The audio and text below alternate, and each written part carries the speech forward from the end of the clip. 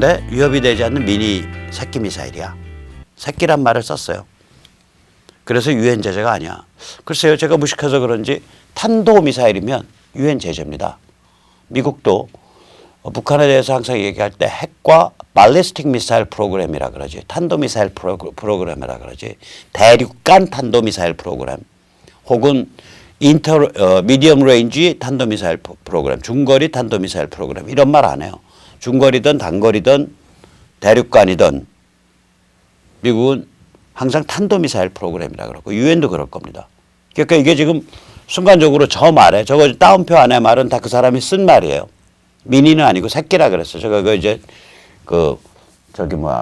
방송용 언어에 안 맞기 때문에 미니라고 부르면 단거리 미사일이다. 지금 미사일이냐 아니냐는 논점이 아니라니까요. 탄도냐 아니냐라니까. 그건 언급을 안 해. 근데 자기가 위협이 되지 않는 그런 미니다. 아니, 미국에 위협이 되지 않거나 일본에 위협이 되지 않는 거가 중요한 게 아니잖아요. 지금 우리한테 위협이 되는데. 그 다음에 유엔 제재가 아니다. 아니, 탄도미사일이면 유엔 제재인데. 그러니까 저 짧은 말에 논점을 피하는 수법, 그 다음에 사실이 아닌 걸 말하는 수법, 이게 믹스되어 있는 거예요. 잘 훈련된 사람입니다. 누구에서 훈련됐냐? 무엇을 목적으로 훈련됐냐? 그거는 시청자님께서 알아서 판단하십시오. 우린 저런 분들을 보고 훈련됐다라고 말하지 배웠다고 말을 안 해요. 잘 훈련된 분이에요. 그래 훈련됐기 때문에 저런 식으로 짧은 문장 안에 논점을 비켜버리고 사실이 아닌 걸 집어넣고 확실치 않은 걸 얘기를 하고 이게 섞여 있는 거예요. 저런 정도 화법을 쓰려면 굉장히 많은 훈련을 거쳐야 돼요. 자, 그런데 그건 그거고 그 다음번 말에 이 사람이 이제 가관이에요. 참 음미해 볼 만해요. 그러니까 좋은 의미에서. 북한은 문재인에 대한 불만이 아주 임계치에 도달했고 문재인은 중재 외교 그만두고 당사자 외교를 해야 된다. 북한은 문재인을 믿고 미국을 만났다가 개고생했다. 국제적 합의를 위반하지 않는 범위 내에서 지원 재개를 약속해야 된다. 국제적 합의라는 건 뭐냐면 비핵화하면 도와주겠다거든. 개혁 개방 가면 도와주겠다. 이 세 번째 말은요. 국제적 합의를 위반하지 않는 범위에서 지원 재개를 약속해야 된다. 이거는 트럼프의 말하고 똑같은 말이에요. 트럼프 말이 그거 아니에요. 너희가 개혁 개방 가고 비핵화하면 지원을 재개할 정도가 아니라 너희를 동북아시아 최고의 나라로 발전시키도록 도와줄게. 그 소리 아니야. 그러니까 김종대 같은 사람, 으스스하게 한미동맹을 평생에 걸쳐서 군사평론가로서 공격해왔던 사람조차도 물론 앞자락에 좀 까는 얘기는 있지만 나중에 붙은 말들을 보면 굉장히 온건한 관점에서 말을 하고 있는 거예요, 요새는. 물론 북한을 봉호하기 위해서 저게 탄도냐 아니냐를 안 따지고 미사일이냐 아니냐 따진다면 미사일 맞아. 근데 위협되지 않는 새끼 미사일이야. 그래서 유엔 제재 아니야. 이런 이상한 말을 하지만 그 이상한 말 딱 도려내고 나면 나머지 말은 그 백그라운드가 되는 말은 굉장히 온건한 관점이에요. 그래서 우리가 이거를 좀 음미해 봐야 돼요. 저 사람들이 이제 말이 그 온건하고 합리적이 돼가는 측면이 있어요. 그래서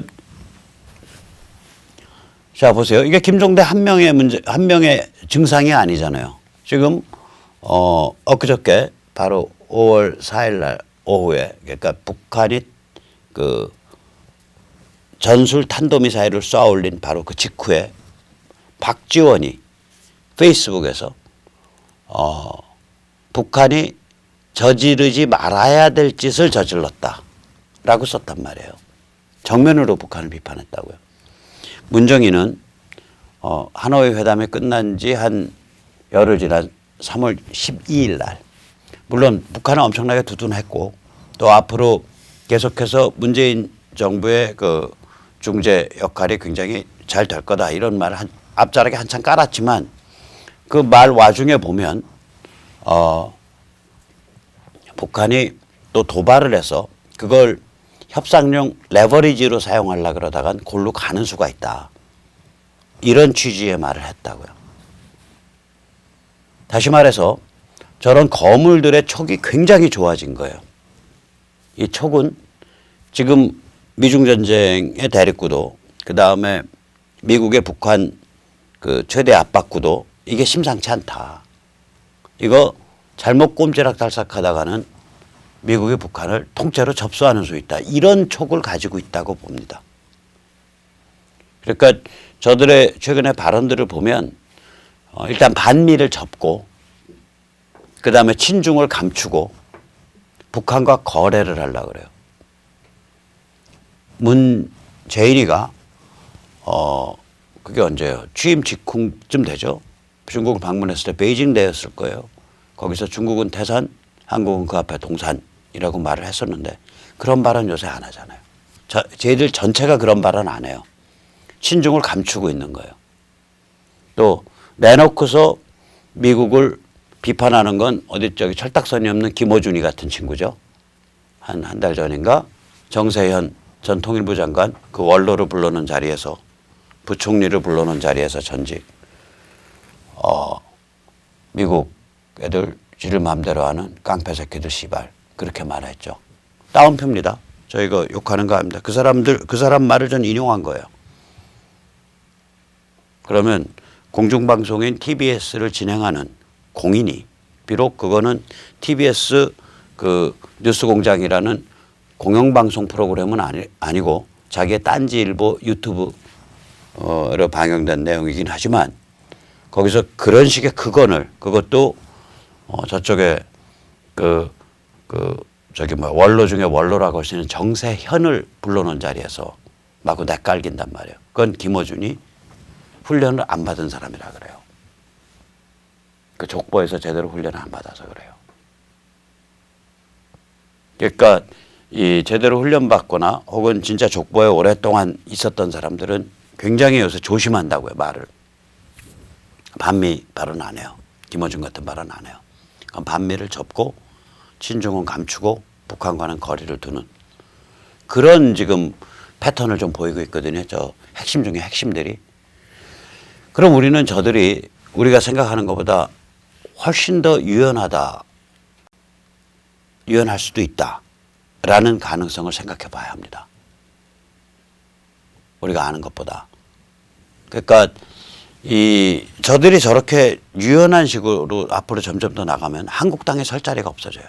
한국당 관계자들 잘 들어두세요. 상대방이 내놓고 막 쳐벌리면 한국당이 적당한 보수파리, 적당한 우파파리가 가능해요. 그런데 상대방이 유연해지면 한국당이 자기 아이덴티티, 자기 차별화 포인트를 잡아내기가 어려워져요. 지능을 발휘하고 마음을 써야 돼요. 그게 어디가 차별화 포인트가 되냐. 예를 들면 세계 에너지 안보 질서에 대해서 얘기를 해야 돼요. 예를 들어서 미국이 1970년경부터 2016년까지는 산유국을 받들어 모시고 버르장머리 없는 서유럽을 따둑거리고 그다음에 러시아를 주적으로 삼는 그러한 에너지 안보 질서, 세계 에너지 안보 질서, 개소 1.0에 질질 끌려가면서 살아왔다. 미국이 지난 50년 동안.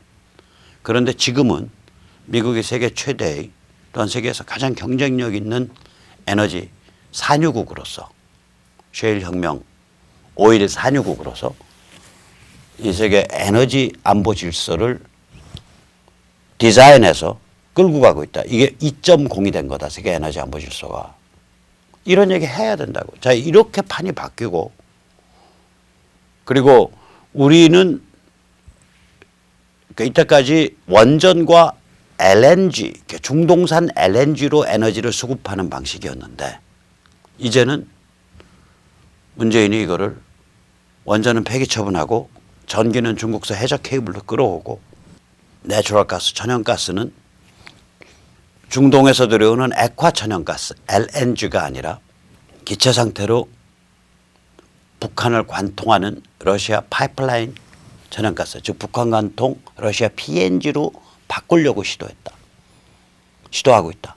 추진하고 있다. 이거는 역적질이다. 이거는 반헌법적 행위다. 이런 비판이 한국당에서 나와야 돼요. 그냥 우리의 원전 산업 죽어요. 원전 잘 돌아가는데 왜 그러십니까 대통령님. 이런 거 가지고는 안 되는 거예요. 세계 구도를 딱 얘기하면서 얘기를 까야 된다고. 두 번째, 미국 내 보수혁명을 한국당이 짚어줘야 돼요. 지금 예를 들어서 어떤 사람들이 몇 명 의원들이 모여서 국내 언론이나 이게 트럼프를 희화화하고 트럼프 개객기식으로 막 얘기해오던 거를 우리가 한번 좀 반성해 볼 필요가 있다. 지금 미국에서 심상치 않은 보수혁명이 진행되고 있다. 하나는 정신의 영역에 있어서 지금 보수 진영에서 나오는 컨텐츠나 혹은 노선이나 사상이 엄청난 게 더 풍부해지고 영양가가 있는 상태가 됐다. 그건 유튜브에서만 봐도 안다. 이러이러한 미국 유튜버들 뜨는 거 봐라.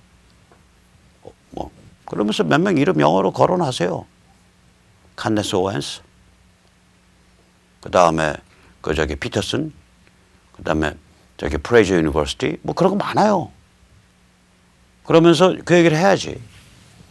그 다음에 두 번째, 미국에서 또한 아까도 말했지만 셰일 혁명 때문에 미국의 힘이 우길승천으로 강화되고 있다.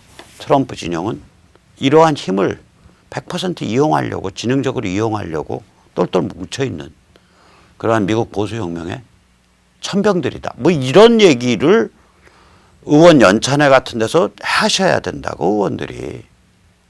그래서 상대방을 완전 압도해버려야 돼요.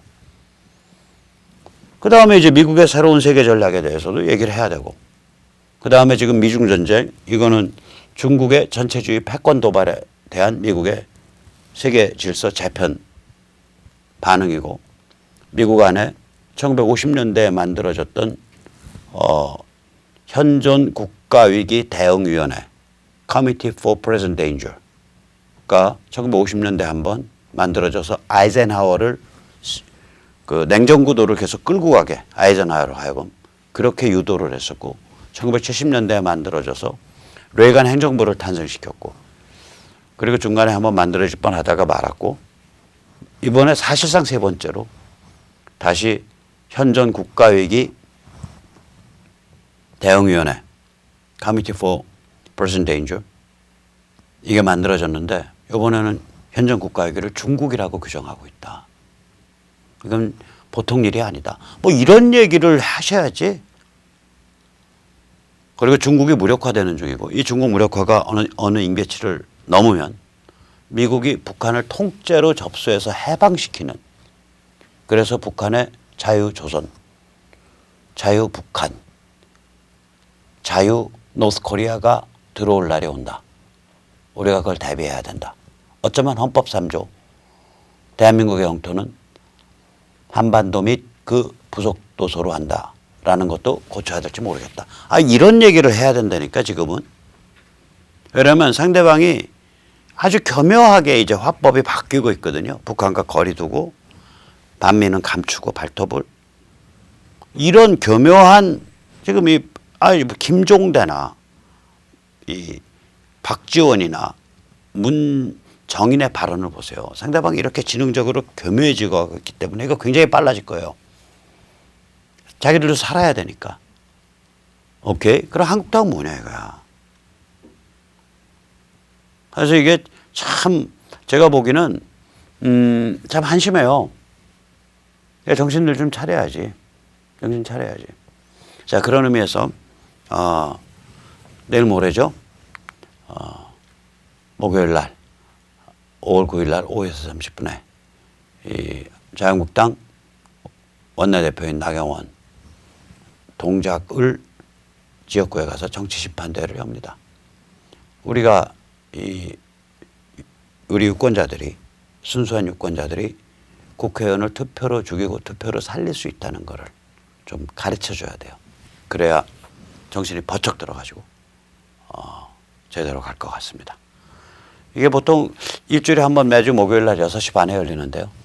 한 주는 이제 이수역 동작구에서 열리고, 다른 한 주는 용산구에서 열리는데 효창공원역으로 많이 해요. 그러니까 이번 주가 이제 이수역이고요. 그 다음 한 주는 용산구에 가서 이 더불어민주당의 의원, 그 철새 의원이죠. 진영, 지금 행안부 장관 됐죠.